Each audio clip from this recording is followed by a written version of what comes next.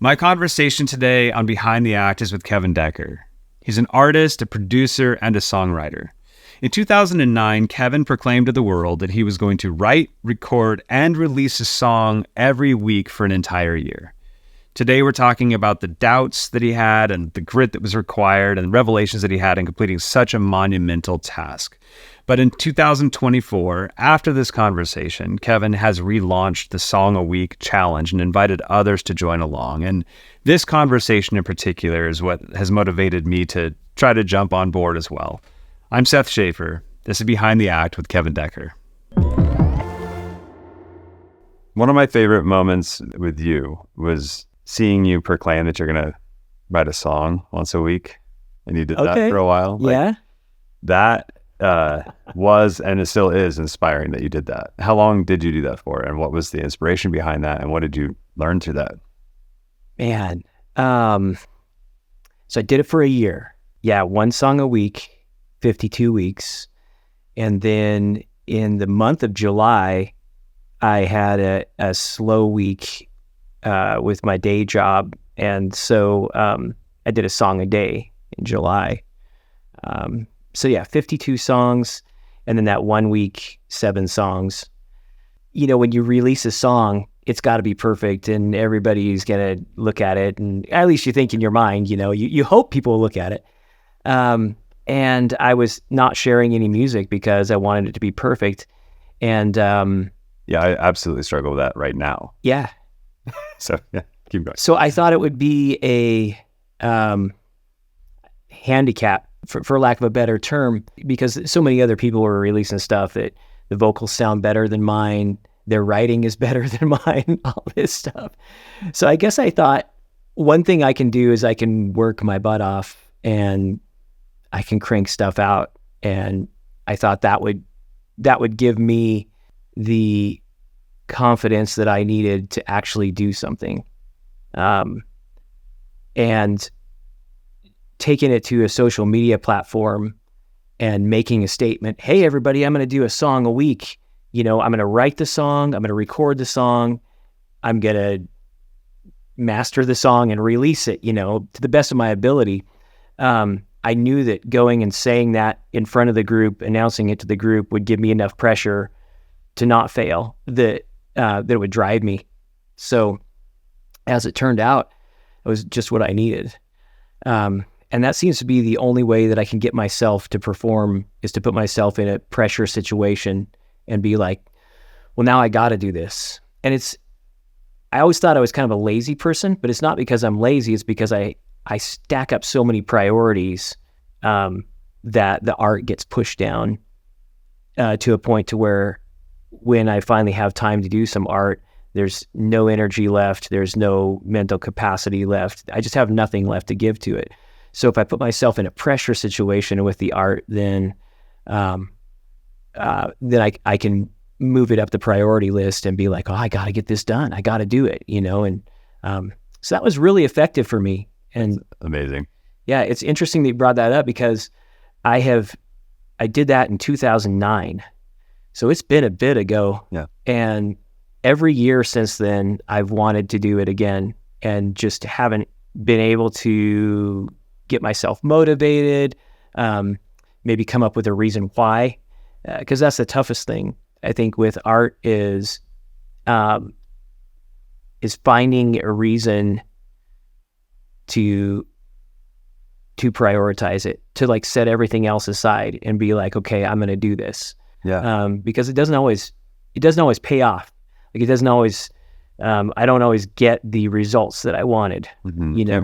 When you say results, is it the process of making it wasn't as fulfilling, or the response from the public you were hoping for isn't as high, or the money didn't flow, or what is it? Yeah, all of the above. But I think for me, I am motivated by getting myself stoked on life. And so what happens is I create so that I can look at my creation and go, yeah, that's awesome. And that very rarely happens when it's finished because I start nitpicking it and that sort of thing. And so I think what happens, I see so many artists do this. It's like you get something done and you're exhausted and you don't have any energy to refine it further. And so what we all do is we say, well, maybe somebody else will like say, oh, that's amazing. And so I'm going to show it to some people and hopefully they'll say, that's amazing. And then I'll be like, oh, really? I kind of thought it sucked. And they'll be like, no, really, it's good. And I'll be all, oh, thanks, stop, you're too kind, you know. And then I'll feel that feeling that I didn't feel for myself because all I saw with the finished product was the flaws. Right. And I know I have that with old films that like when we released it, I was like, gosh, this is just garbage, but we have to get it out. And then I'll go back and I'm like, that's pretty good. Yeah. And it was like, yeah. And not even pretty good. Like some of them, like that was really good. I was totally not worrying about the things that actually matter. Yeah. You know? Yeah. I had an experience like that just this last week. Somebody displayed some photos that I shot of them probably over 10 years ago. And I was like, oh, those look pretty good. And it's within a friend circle. So I was like, oh yeah, you know, I wonder who took those. It must've been, maybe it was like some of Jeremy's early photos or something like that, you know? And I'm like, oh yeah. And then the person came up to me and said, yeah, remember when we shot those photos? And I was like, oh, those really weren't that bad, you know? And I remembered at the time I shot those photos and I actually went back to them and talked them into a second session for free because I was just so unsatisfied with the photos that I shot for them. I was just like, you guys, I'm sorry, these photos are terrible. I need to reshoot this. And they were like, oh, okay, well, if you're going to give us a free photo shoot, fine. But I went out and I shot the second photo shoot. And those results I had the same feeling as the first photo shoot. I was like, they're a little better, maybe not. I don't know, whatever. 2 photo shoots, you know, and I just remember not liking the results. Yeah. But then years later, seeing those photos and being like, oh, those aren't too bad. So yeah, I don't know. Yeah, I think there's an interesting relationship between progress, or like progressing and appreciating what you're doing, like having the appreciation aspect of it, and then the like over performance, over perfection attempt. And you have to have both. Like you have to push yourself to know how to try to do the best you can possibly do, but then also you have to know how to release a song once a week, and let things go. Yeah. That don't really probably matter. And that's a complicated relationship that I'm always working on for sure. Yeah. And I do love failing. I love the process of pushing farther than I should try to go. And that's opened up so many skill sets or abilities or findings and things not to do more than anything, you know? And but I still struggle with the like being judged as though my human value comes from the quality of whatever that one moment of art is, you know, and releasing that. So it's interesting. I feel that for me too, I feel that I have to perform at a certain level in order to keep hanging out with the people that I hang out with. I don't know if you ever feel that way. But I feel like I have this need where I'm like, if I don't have something to bring to the group, then what am I doing here? You know what I mean, I like to be there. I like to be hanging out, but I like to be there and be valuable, you know? Right. That kind of takes it out of the art realm, I think, because I look at the art as like kind of punk rock, you know? It's like, this is my expression. This is a piece of me on the inside with all its flaws and all its glory or whatever, you know, and this is just it. And it's in your face and I don't care, just blah, you know? To me, that's the real art. But I think what happens is like, oh, the social part of life that I love is like creating something with other people. It's like working together with friends on something that we both love. And so in order to do that, I can't just bring my like art vomit to the table and be like, guys, I'm here, blah, you know. I gotta be like, okay, I gotta have some skills that can actually work with this, you know, with this project that's moving forward. And so that's been a hard thing for me, because I think I think the real art is really where the value is. I think that coming in with authenticity, that's raw and flawed. That's where there's something original and unique, and that's where one person can bring something to the table that no one else could bring to the table, even though everyone else acquires the same skills. Yeah. So that's really hard, because those oftentimes authentic things can become stylistic to a certain time, and so they can like come and go out of style. And then as an artist, you feel like, oh shoot, is my thing relevant anymore? Right. You know, because it was really cool 10 years ago, and now everybody else is like, you know, no, we don't. That HDR look is really not the thing these days, but it was all the rage 20 years ago, you know. Totally. And so it's like if something kind of becomes your signature, it can go out of style. Yeah. But so if you're being authentic to yourself, and that's truly what you enjoy and love, obviously HDR maybe not be the best example of that, but I'm just saying, because that is like, you know, a stylistic thing, just like, you know, overly vignetting at one point or not, or, you know, like, but if it's from a style standpoint, if you're being authentic to yourself, I think, it is expected that there will be flows of more and less acceptance over time, and you can't control that. So it's like, that being authentic is probably the best way to remain inspired to release, because otherwise I feel like, and I feel myself do this, it's like, you know, have jazz piano training stuff, and it's like, I want to play some jazz stuff, but I don't want to be judged against as jazz players, or like, I don't want, you know, like, or I don't want to be defined as a jazz pianist, because it's not really like what moves me the most, but I do enjoy it. Right. So what's okay to do? And then I hate to, like, also the idea that I've got to pigeonhole myself into a single genre or like have multiple projects that I've got to manage the brands for, or I don't know. I'm like, you know, like confused about that. But which one is authentic? And to me, it's like, I'm right now trying to entertain anything that moves me emotionally. So, and of course, like, that's collaborating with other people that, let's get to a spot where it sounds great and it moves us. And who cares if it sounds like X, Y, or Z? If it's great, then it's great. And I can't control how other people perceive that or enjoy it or not. And it's pointless for me to even think about, even though my over analytical brain is constantly trying to figure out the formulaic approach to art and release and, you know, all those things. But, yeah.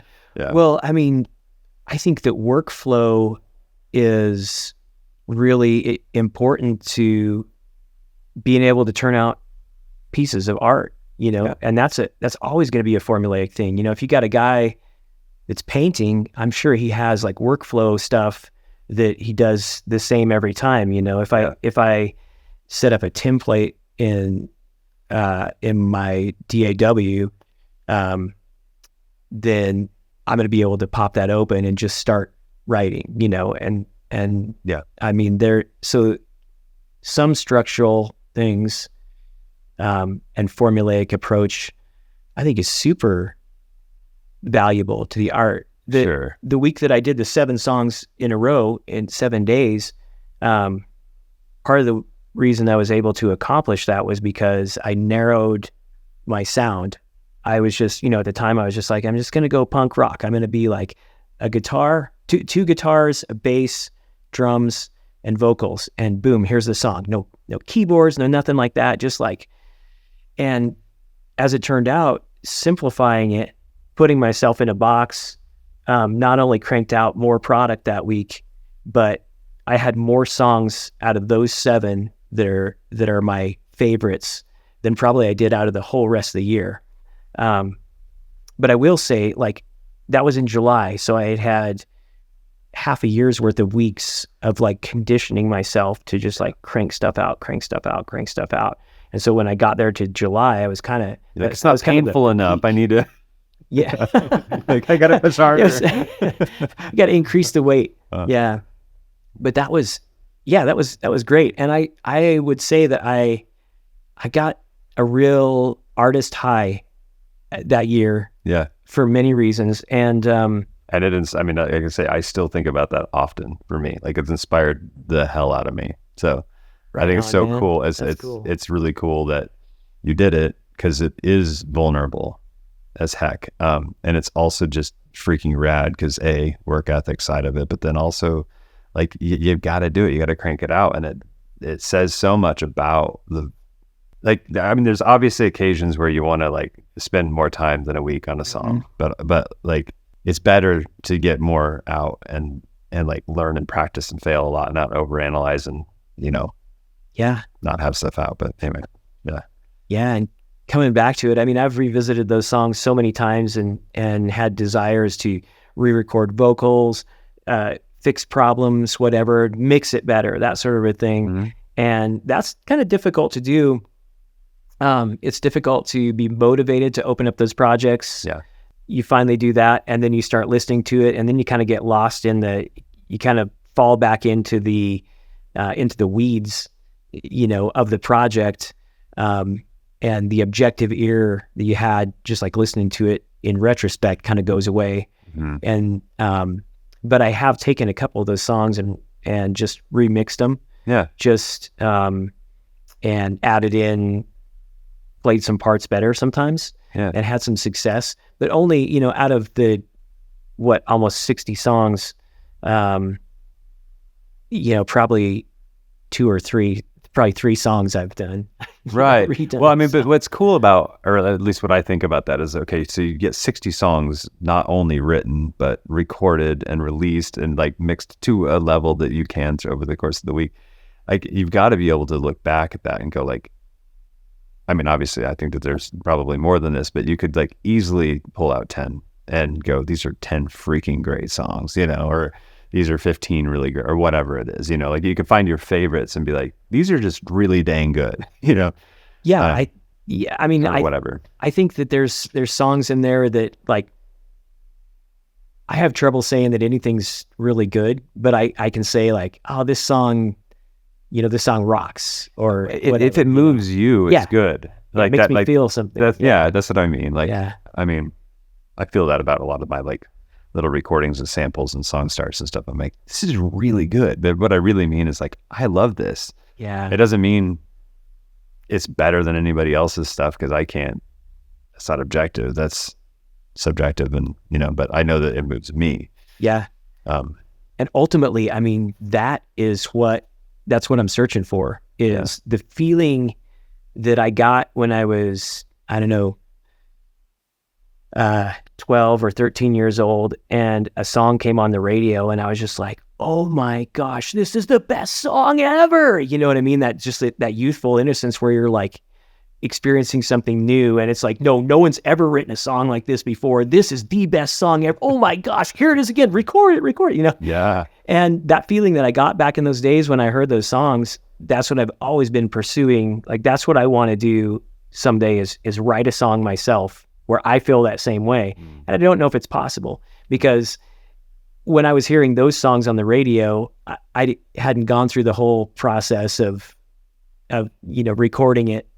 I didn't spend $2 million in the studio and walk out going, I hope we make our money back. Yeah. You know what I mean? Right. So I don't even know if those artists like their songs, but I love them, Yeah. and make me feel like on top of the world, Yep. And so that's why I love music. That's what I'm searching for there with my own stuff. But so how do you define art? Because like you're a photographer, video, and musician and producer, and you play live, and I don't know, like, and I don't know what else, I guess, like, what's art? What is art, man? I think it's an expression. It's just being able to have something to show for all the feelings and emotions and dreams and passions that you had going on in yourself that day in that moment. It's a captured moment to me. Yeah.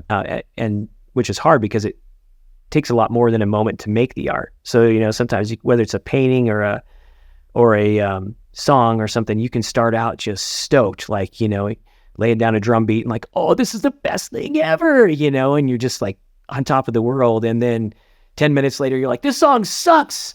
I hate this. It is crazy how I can be so moved by something in a moment, and then literally an hour later be like, what am I doing? This is terrible. It's like the importance of bringing something as quickly to completion as possible, or at least to like a form that you can follow later. It's really important. Otherwise those ideas do go away. I'm like, I constantly am like, oh no, I'll be moved by this later. I'm like, I might be if I would have finished it, but I'll go back to ideas and be like, okay, that wasn't that interesting at all. But yeah, I heard a famous artist quoted a couple of weeks ago saying like, hey, if the song doesn't come together in that first session, like while we're right there in the moment, if the not like all the little nuances of it, but the basic complete song, if it doesn't come together, he said, then it's not even worth it. He won't even touch it another time. And Valmer. Yeah. So you heard that too, probably. Mm-hmm. Yeah. I didn't want to misquote, but that's my paraphrase, Right. Like, no, I think that's relatively common with people. Yeah. It's like, make sure, because they know that if you give it form and structure, that's like, this is at least the intro and the verse and the chorus feel and the verse feel and the bridge. If you've got that and you give it enough structure, then you can come back to it. But if you just like come back to like pieces, you're like, oh, cool, there's the wrappers from the burritos that we ate and the, I don't know, like, like there's just a mess that you find of ideas that don't really have form, Yeah. How are you now, I guess? Like, so that was 2009. What are you doing now? What excites you? What are you afraid of? Boy, yeah. Easy questions like that. Oh, man. Yeah, that's been long enough ago that I'm kind of nostalgic about it already. And so I'm at this point now where I'm kind of trying to get back there. I feel like now my skill level is so much higher. It just seems harder in my mind to execute that. It seems harder to get to where I was. And I can blame it on anything, I can blame it on, there's more distractions on the internet or whatever and stuff, Mm-hmm.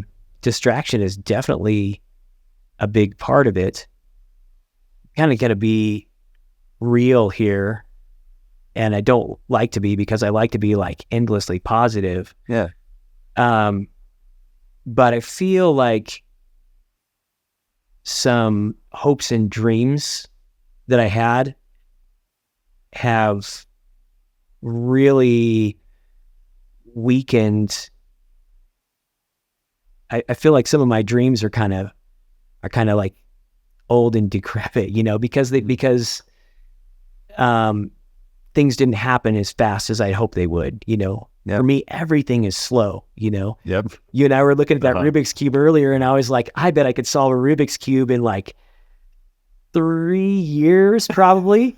I could probably get that thing solved. I could do that. Yeah. It just takes me a long time, but I think that one of my strengths is I just, out of stupidity, just keep beating my head against the wall. I keep going. I feel like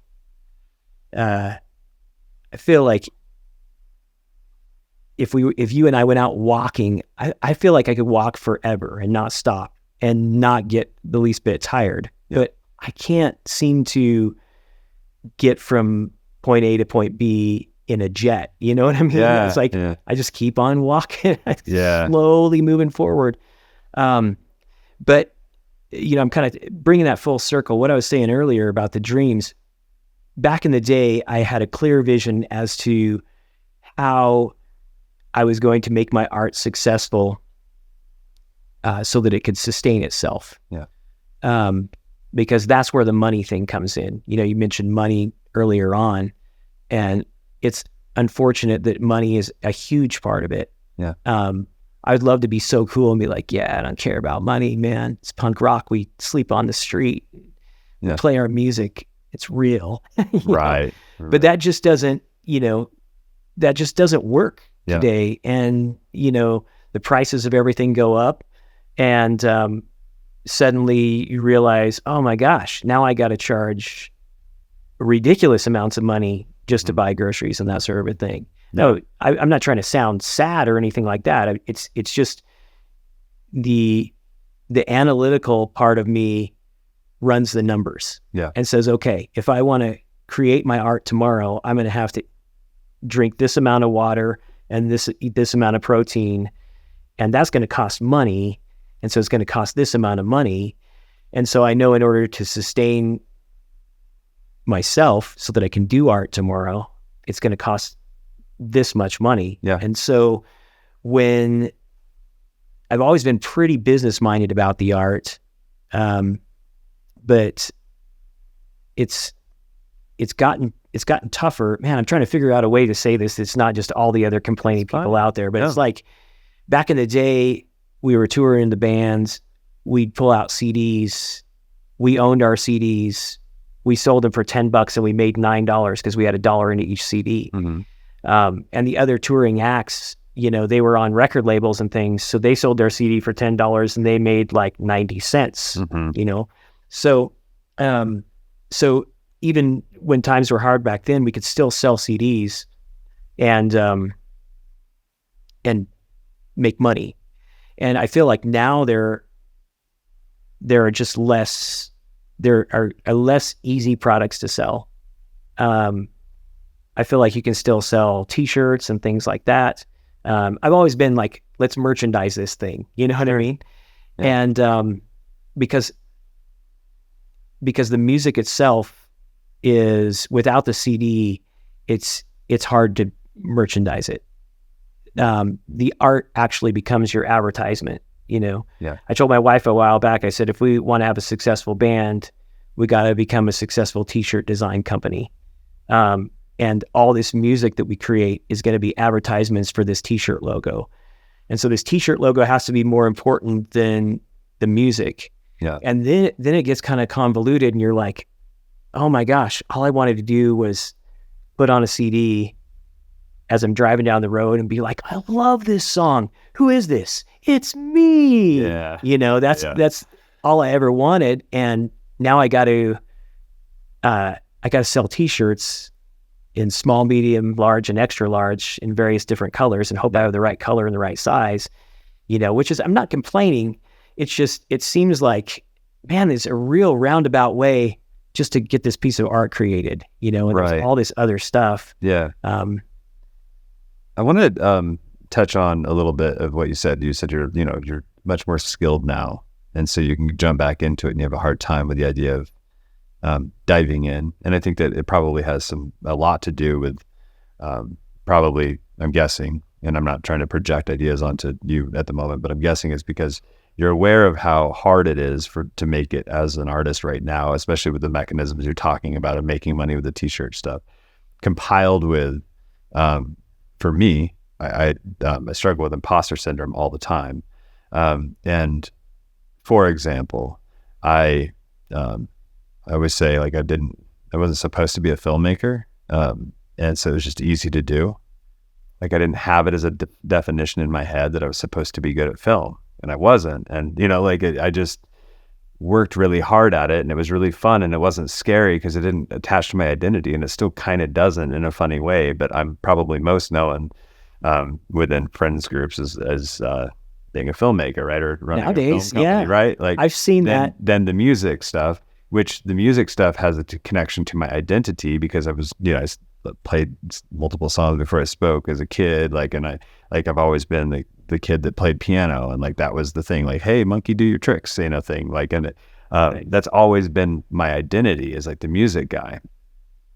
To me, it's all fake. These are all constructs in my head and how I attach to it. But I think that the more capable you are too, so I've got three points to this. I think the more capable you become, the more aware you are of how good you aren't, because you're much closer to that amazing skill level, but you see how far away it is. It's And I think that can be muting and really resonate that imposter syndrome to a degree that shuts me down. And I'm wondering if there's maybe echoes of the same idea in your life that I would encourage you to kill, and I'll try to with me. It's like, yeah. Yeah, totally. The imposter syndrome is it's huge. Because nowadays you can hop on YouTube and you can see somebody who just is a child prodigy killing it. And you're going like, well, what value does my little lick have, But I think it always comes full circle to where you realize, guitar, for example, the greatest guitar melody that stands out in my mind is probably something anybody can play, Yep. And then you got guys like Steve Vai saying, like, talking about how he's too skilled to ever have a song on the radio. You know what I mean? I misquoted that, but he said something like that. He said something about all these abilities and still can't have a hit or something. Yeah.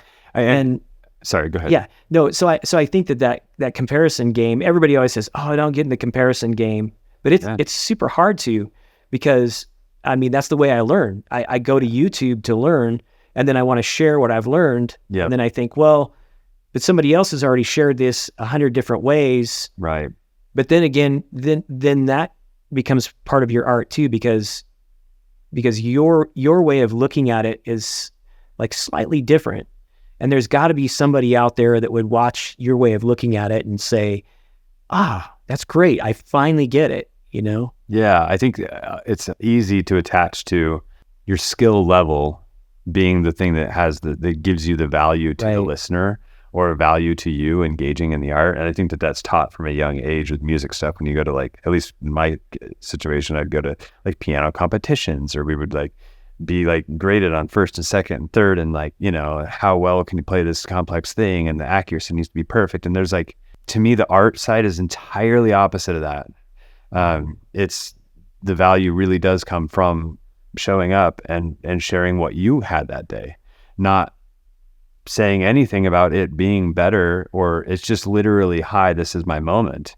I think it was a Pharrell Williams quote, but he was like, the universe is a library, and you have a card to it, and you can check out ideas, but if you don't go check them out, they go away. But there's something else the next day, it's fine. But like, you gotta I love that idea. I think that saying this was my moment is so much more important than that person crushes it and therefore I shouldn't do it.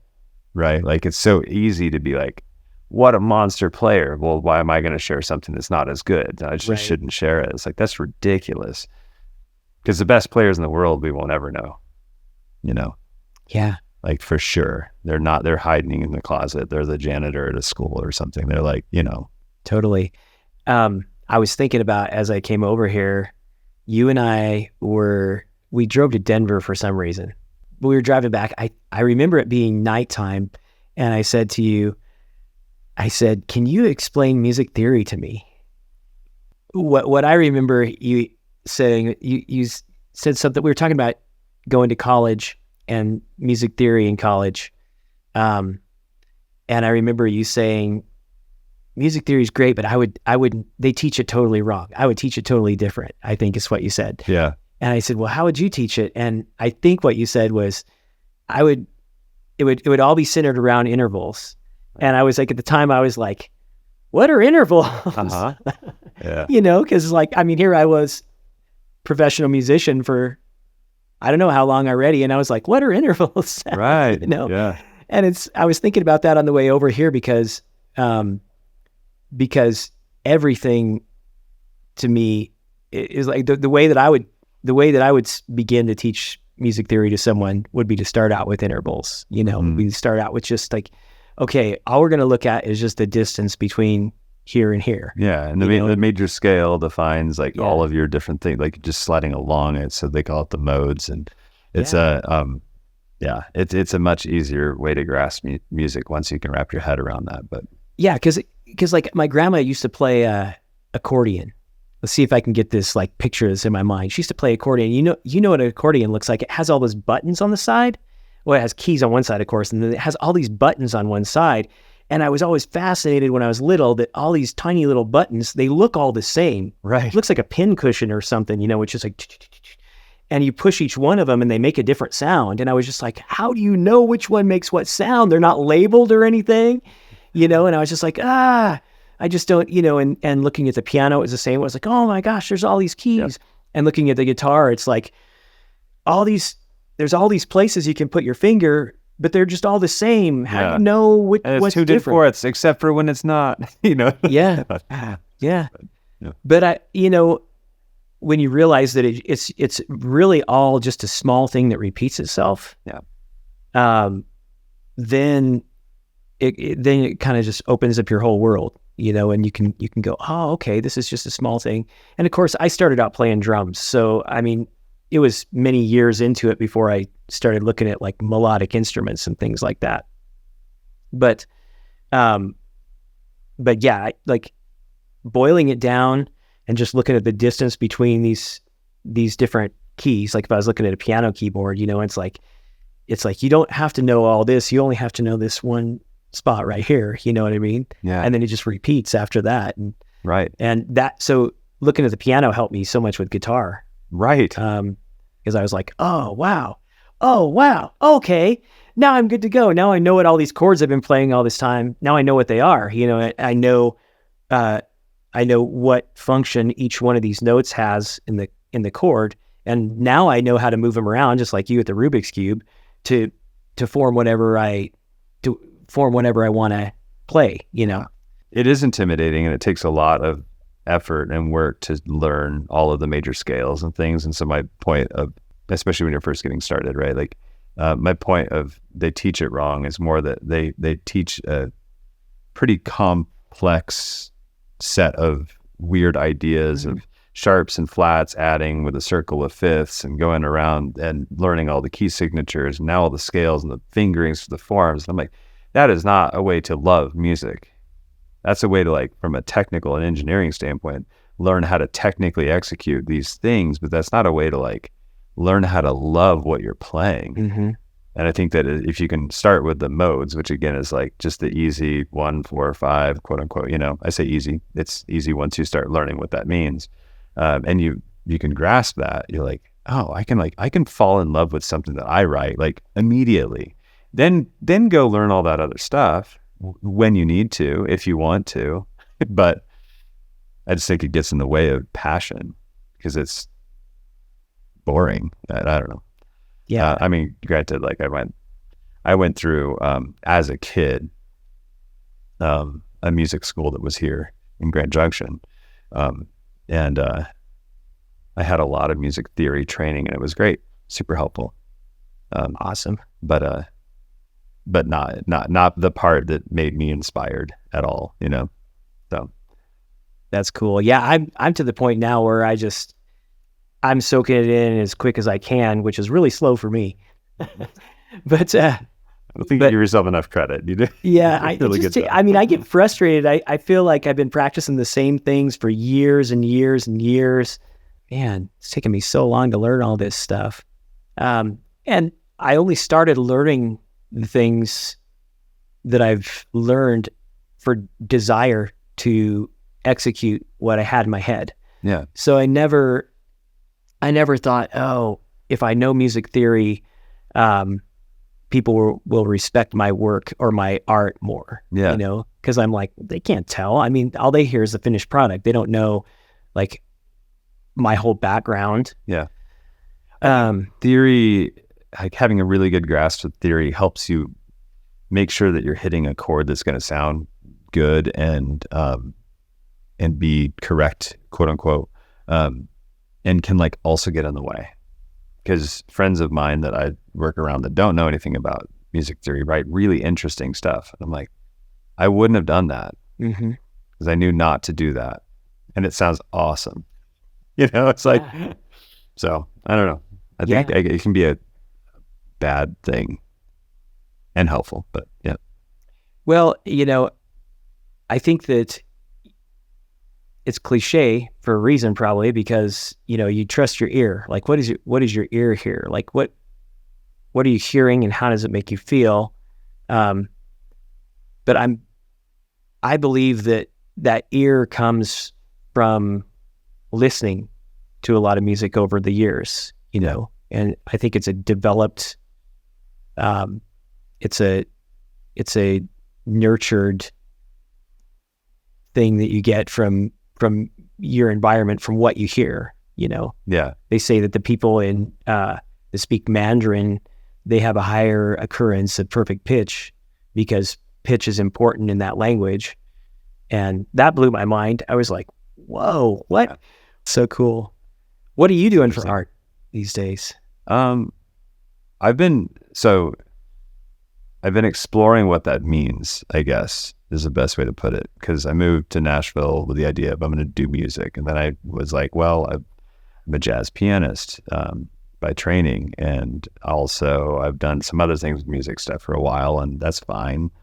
But I want to have a studio. And so what does that even mean? And I've obviously worked around audiovisual gear and stuff for a while, but how do you really actually treat a room? How do you really get it to be perfect sounding? And how do you, to what level of, converters and clocking and preamps and microphones and, do I need? And how do I make that flow so that it's easy and it just works and everything's ready to record all the time? And I've just been geeking out on the studio space. And I think for a while I felt anxious about and guilty about me not getting music out. And I'm realizing now that when I spend time roasting coffee and building my van and geeking out over the flow of the studio space, and more recently, entrepreneurially, studying the freaking flow of how the music industry works. What's this whole songwriter and master and non-interactive streaming services and the global rights versus the local rights, and how do you actually capture all of that stuff without having to pay for administrative publishing? Is administrative publishing matter or not? And what are the mechanisms behind that? And why does my distributor have to do the ISRC, which they don't? But maybe they can, and that's fine because you still own it. But if you can do it yourself, there's all this stuff that I'm sorry, all of that was a blurb of I'm confused, and I feel like I'm the only one that's confused. Why? And then I realized it's no, everybody is overwhelmed by all of the constant changes and don't know of all of the updates necessarily. And so all of that though is art for me. I enjoy learning and again, failing and really showing up and saying, I don't know. My next thing candidly is mixing. I need to sit with some people that really know what they're doing, hire them and say, here's how we do it. Have them sit over my shoulder and really mix. And I want to know the rules.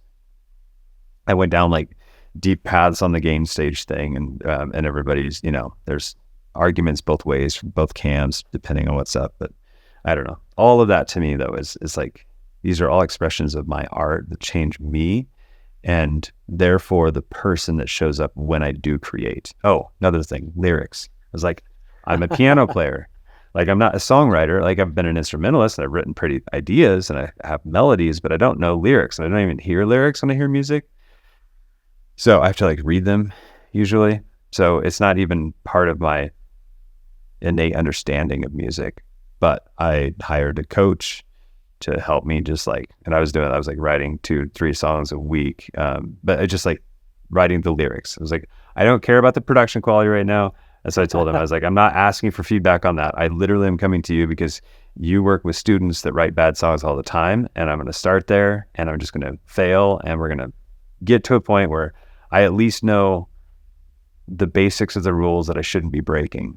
And I grew a lot in 5 weeks or something. I mean, it was I was making very childish, quote unquote, mistakes that I didn't know.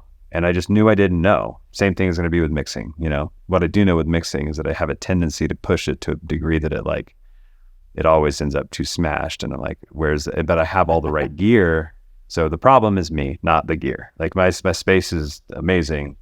And I feel really comfortable with it. And I've got everything I need except for the skills. So that engagement with trying to get more of the skills is exciting to me. That's a long way to say, and then this podcast too. Starting that, I realized that I need to be social, and I enjoy having conversations with people. My favorite part about doing filmmaking is the interview process. And I'm not forcing anyone to watch these. So ideally, it finds some people and motivates some people, That's cool. If nothing else, just have a great conversation and just Exactly.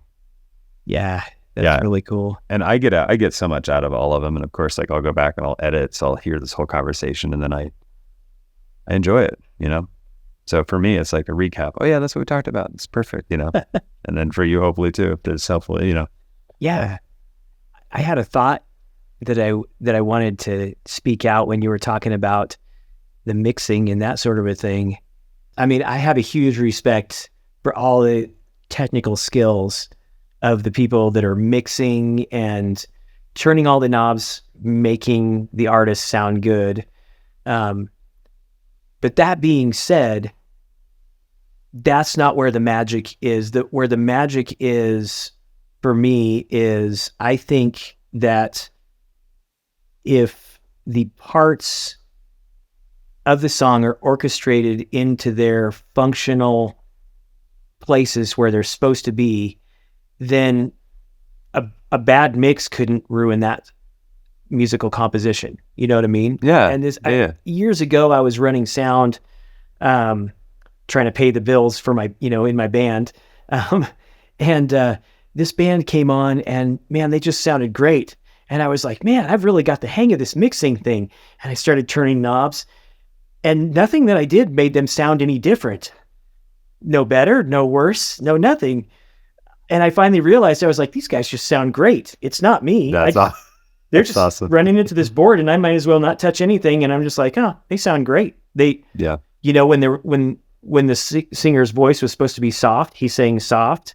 When the energy rose, he sang loud. I mean, right. Elementary things. Yep. The guitarist was playing in this right place to support the vocals and not stepping on the vocals, and nobody was soloing over each other. I mean, the band was paying attention to the sound they were creating collectively, and I couldn't have made them sound bad. Right. And so from a songwriting standpoint, I've always been like,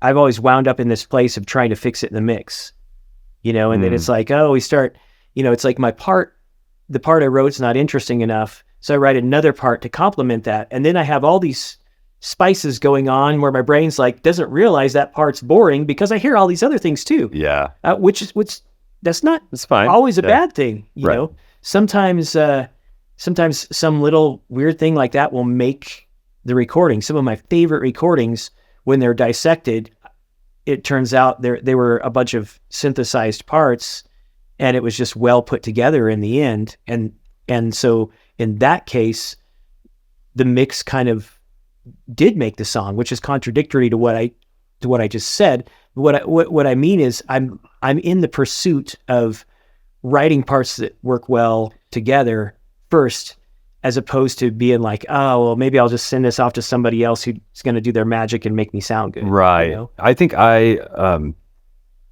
just for clarity on the mixing front, I don't think that I am bad at it. I just want to be. I know how much better I could be. There is this level of mixing that I hear from people that is like mind-blowingly open and honest and sounds freaking great. And I don't, and I think right now, here's what it is. I haven't failed enough to know which mistakes I'll accidentally do at some point. Right. And so I know some rules and I might follow those rules and it'll be fine. I just haven't gone through enough to know or been told which mistakes later are going to like totally screw me over. Right. And I know me, I'm overthinking it.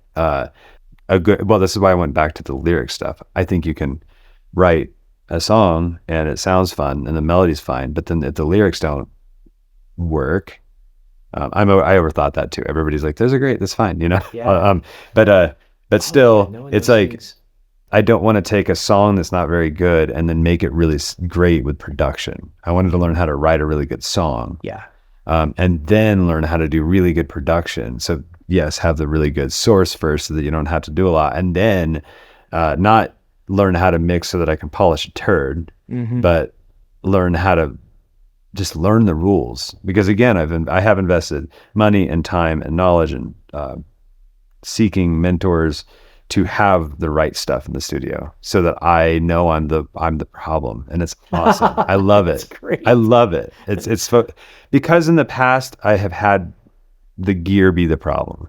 I've had the space be the problem. Me not understanding how the room is, having stupidly large swings in between 110 and 80 hertz, and like trying to mix to fix that and being confused why it's not working, and like all that stuff, and having the speakers in the setup that I have, and then listening to good mixes. Now I'm like, oh, there's a big quality difference between, some of my favorite albums, just two of them. I'm like, I can hear that's like way over compressed and way over, like it sounds great. It's one of my favorite mixes, quote unquote, before, but now my stereo opens up, or my speaker system allows me to hear stuff I couldn't hear before. I didn't even know it was there. I didn't, so that's me overthinking it all. Like that is a good way to not release music if you keep going down that path. But again, that's where I think my art is attached to my passion and enjoyment of all of that stuff.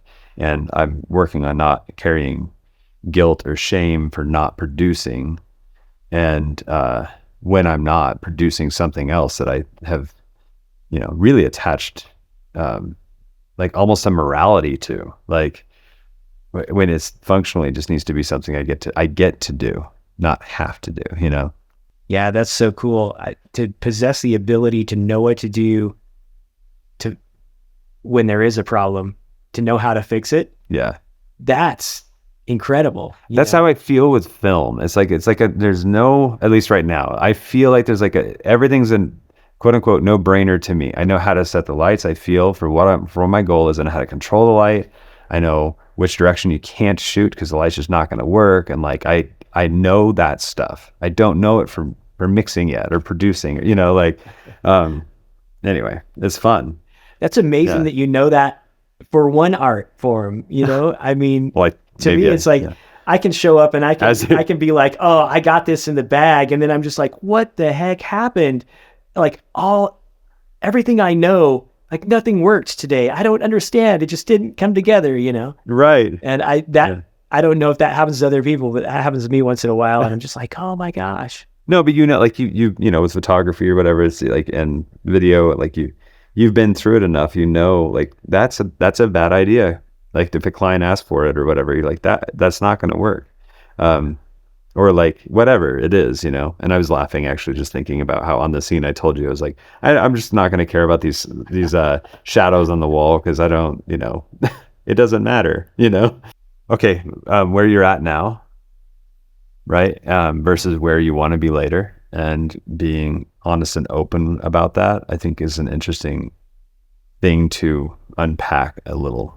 Yeah. For me, there's been moments of depression and anxiety and realizations about how I operate in therapy and things that I've blogged about, knowing that that's a time capsule of moments and thoughts and perspective for me. It doesn't mean that's my destination or my goal. It just means that it's real for now, I don't know if that resonates on your end, but yeah, I have a hard time turning out any expression that is in any way, shape, or form negative. Because even if that's what I was feeling in the moment,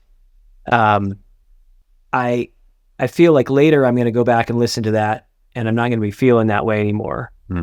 And I'm not going to want to feel that way anymore. And so I guess I want to write music that is the way that I'm going to want to feel forever, for a long period of time. And that's very hard when I, A, want to be authentic, and B, don't feel that way right now. Yeah. Especially, in regards to the art. I've been through some moments of recently where it's just like trying to find a purpose to doing it. Yeah. And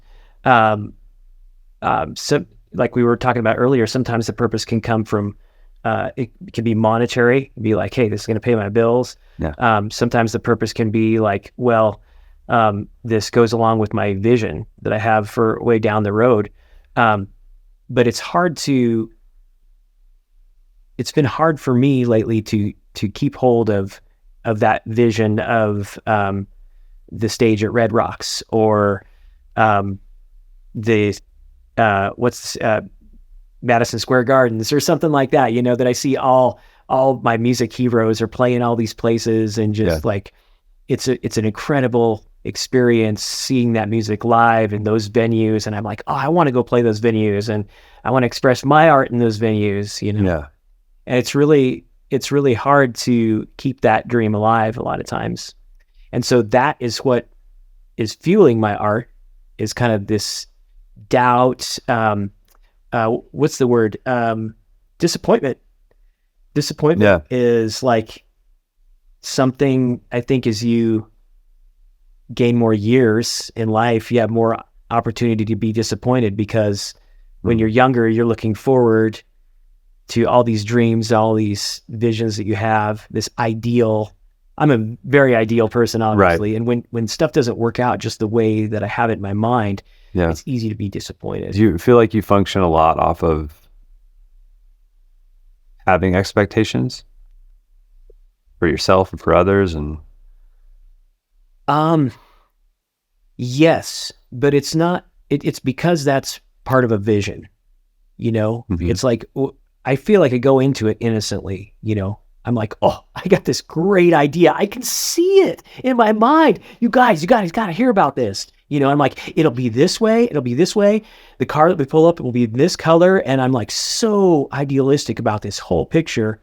And then it creates a vision that can be inspiring. Like, yeah, that does sound great. Let's do that, And then everybody jumps in the car and they're like, oh, wait, this car's the wrong color. And I'm like, it's okay, guys. I can deal with this. We'll just go on down on our journey, and then other things start not working out. And then it's just like the vision starts to kind of unravel, and sometimes it's hard to refocus yourself and say, hey, those things were part of the original plan, but they don't necessarily play a part in how this experience is the experience is still going to be the same, even though these little things are different than we envisioned them being. So I've learned for my end, expectations are terrible for me personally, because they set me up for, I'm not saying that you should think differently or be different, but I've been putting a lot of work into not having expectations. And every time I accidentally do, at best, then I just knew that was going to happen. And at worst, I'm disappointed because what I expected didn't happen. Or if there's a plan change, it throws me off big time, because I had these. So it's like, I try to, like, including like even this interview, I was excited to meet with you, but until you showed up, I wasn't like expecting you to show up, or like expecting you to be on time, or, even though I know you and I knew you would show up and that you'd be on time, and I only live down the street. So it's a good bet. Yeah, exactly. But, for example, as I travel, I try to give myself extra time to travel, and I can go at my own pace. And when there's construction, or I catch a red light, or I have to divert, or I have to stop, or I don't know, any of that stuff, like it doesn't throw me off anymore because I didn't expect it. I'm like living in the moment all the time, but not trying to emphasize the expectations. I guess another way to say it is that I realized how much and how poorly it affected my days when I had more of the like, oh, we're going to do dinner at this time. And then it's like, well, now we're delayed 15 minutes or 30 minutes. And it's like, dang it. Like, why can't we just be on time? Because now I have these expectations of when the kids are going to go to bed. But I'm just like, this is real life, and like unfair for other people to be tied to my expectations. So anyway. So teach me, with that type of an approach, how do you balance out having less expectations but still have a vision for what you're going to do? Because if I don't have a vision, if I don't say, yes, that's our goal, then I won't know what to do. Then I'll just kind of like spin around in circles going, I don't know what to do, you know? Yeah. So me creating those expectations is part of what motivates me. Even getting back to the song a week, that in itself is an expectation, right? I like broadcast that to the world. These are my expectations. I'm going to release a song a week. And then that was my plan and my motivator. Yeah. So I'm totally down. I'm like, yes, I want to not have expectations, but I don't know how to accomplish things without them. So how would I do that? I guess I should start off by saying I'm far from an expert at this, and not, I'll do my best to expand on what my philosophy is on it. I also think a word, I mean, I'm quoting Eckhart Tolle, and I've been doing that a lot recently, but like words are signposts to ideas. So what expectations means to you might mean something different to me, like as an idea. So we're probably not in complete alignment of what even expectations are. But I will say that instead of living with an anxiety to what Friday is going to look like, I can instead show up more consistently and give myself opportunities to show up and succeed at something on my way to Friday, knowing that you have a deadline. But I have in the past been, and I still do this, of course, is like procrastinate until the last minute. And then I'm forced and with the pressure to like get this out by a deadline, self-imposed or externally imposed. But for me, these types of interactions are helping me go towards a goal. But the goal's kind of undefined in this scenario. Mm-hmm. I just am curious if I can show up and do a podcast a week or more, or what, less, or I don't know what, and really enjoy that for the rest of my life, kind of an idea, you know? Like I've been asking myself, what can I do for the rest of my life and really enjoy it? And this seems to be like one of the things, like opening up an opportunity for success in something instead of determining expectations. In other words, if I need a song to be written by Friday, it doesn't have to happen today on Monday. But I can open up an opportunity for that to happen and be excited and feel thankful when it does happen, but not depressed and sad and frustrated with myself because it doesn't. That's cool. That's cool. I don't know if it's right or good, but I also am not the guy that wrote 60 songs in a year and got them done, you know? So like teach me, like, you know. No, I'm envious that you can be motivated without kicking yourself in the butt, you know, without cracking the whip on yourself, because that's the only thing that can make me go. And it's not that I'm lazy. It's that there are too many choices, and I'll kind of like vacillate until I have to make a decision. Yeah. And that comes from this belief that if I'm patient, something better will come along. Which is a true. Which is a great thing. However, it's a truth that I follow that truth to a fault, in the fact that sometimes that first option was really the best, and you should have grabbed it before everybody else did. You know what I mean? I think I want to, I guess, refine my answer a little bit more and say that I think I'm trying to do a better job of determining what expectations I allow in my life. Because the old version of me burnt out so hard, and I experienced complete, depression, lack of motivation, not excited at all about any of it, pretty frustrated.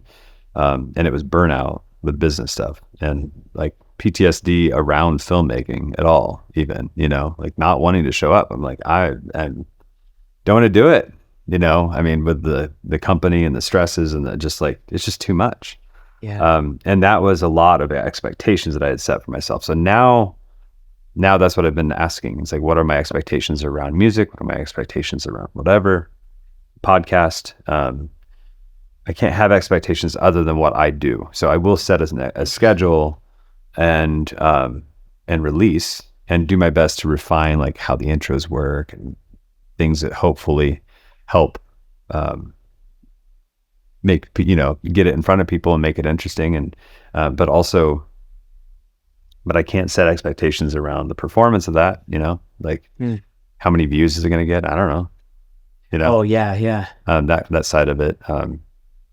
So to me, once it's released, I'm excited, thankful, I got it done, like that's, and I'll get a flow out. And anyway. Yeah. When I was doing the song a week, I would be hating the song by the end of the week.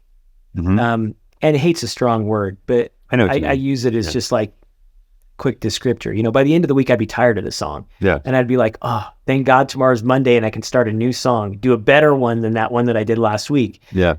Because in my process, I'd start out like day one, playing with a bunch of different ideas, throw them all away, finally land on one where I was like, okay, this is the idea. And then I'd be really excited about it.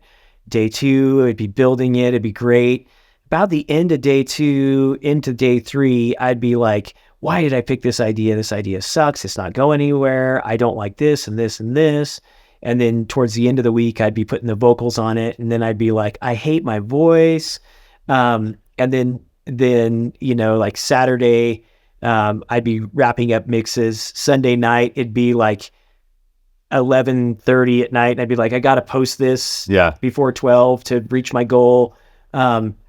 And by that time, late Sunday night, I'd be just like, I'm so glad that I'm just going to get this thing done and get it out and get on to something else. Well, and I think that is a healthy expectation, or again, maybe that's the signpost. It's like, it means something different. But I think for me also with this podcast is going to be that I'm going to try to hit scheduled weekly outputs and have a set of goals and have a flow. And I guess you could say expectations around that for myself. But I think here's an example. I think my expectation is to get it out on let's say Fridays. I don't know what it's going to be, but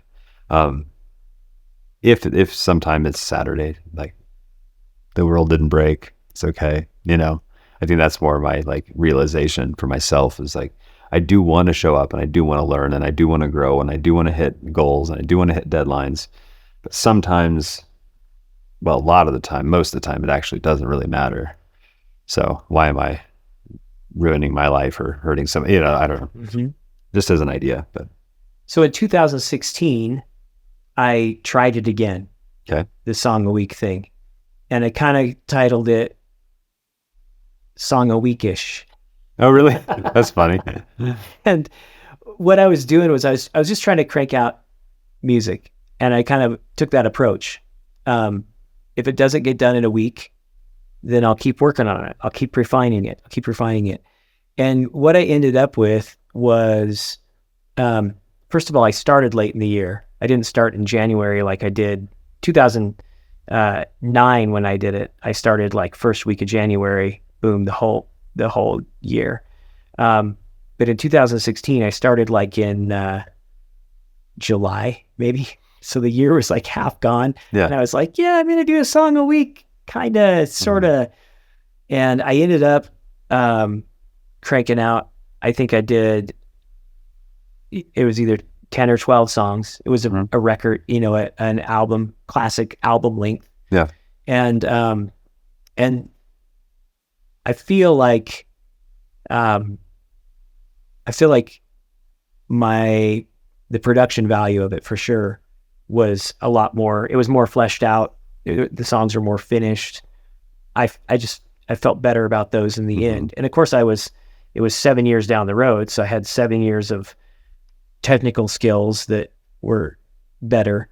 But I guess I just wanted to say that, yeah, taking that approach a little bit less rigid, but I still had enough motivation to get something done. Okay.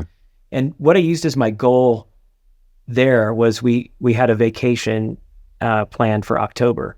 And so I started in July, and I was just like, I called it Song a Week, even though it wasn't technically Song a Week. Yeah. It was just, I'm going to work on songs every week, for most of the week, anytime I can. And I was doing a remodel at the same time, so I didn't have like every day. But my goal was to get the album's worth of songs finished by October so that I could listen to them in the car on the drive out to California. And, I looked at the place we were going to be staying, the sunset pictures online and stuff. And I took a lot of inspiration for how I was feeling through that time on like looking forward to this vacation and put myself in some of those moments and stuff like that. And I took inspiration from the time that I was in at the moment. Yeah. And that I feel like that my expression was kind of, the execution was a little bit more, it had a little bit more continuity, and it was kind of more, the whole project itself kind of seemed like it went together better. So I got some better. It's cool that it worked. Yeah. I kind of expected you to be like, I wrote 3 songs and I couldn't do it because I didn't have like the pressure, Pressure. But it makes sense that the October thing I had was inspiration though. And I think I have to have something to motivate myself. Yeah. I wish that I could just be motivated for the sake of being motivated. Right.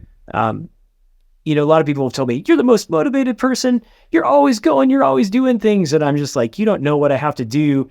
I have to abuse myself in here to get myself to do that. Yeah.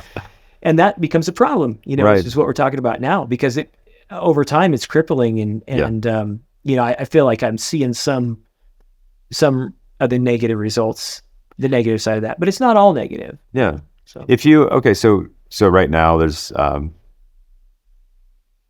moments of processing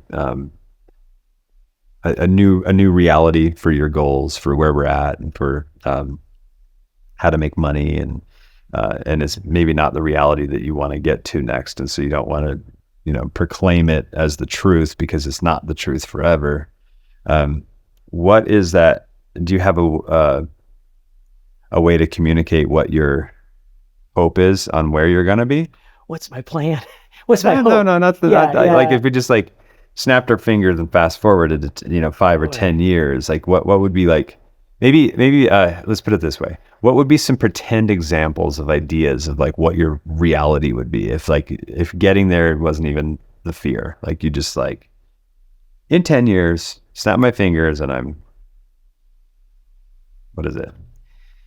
Yeah. Or some ideas. It doesn't have to be one. Yeah. I still have the same stupid dreams. They haven't ever changed. I want to play my original music live and have it be successful monetarily. And I want to feel like it's enjoyed by people, because I don't want to be there only for myself. I want it to be great for me, but I want it to be something great I can share with other people, and it's great for them too. Yeah. And so, in 5 years, my dream is that I'm supporting myself and my family playing my music live and recording my music, and that it's the money is coming in from my art. I've been thankful I can shoot video for car lots, and I can write jingles for companies that clean carpet and stuff like that. You know what I mean? Yeah. I'm thankful that I've been able to do that kind of stuff because I've been able to use my artistic skills that I've gotten to create my own art. But I really want to create my own art and have my own art pay the bills. Yeah. And figuring out how to do that, well, that's the goal, I guess. If you enjoyed this episode, please consider sharing with other people you think might gain value from it. My name is Seth Schaefer. This is Behind the Act.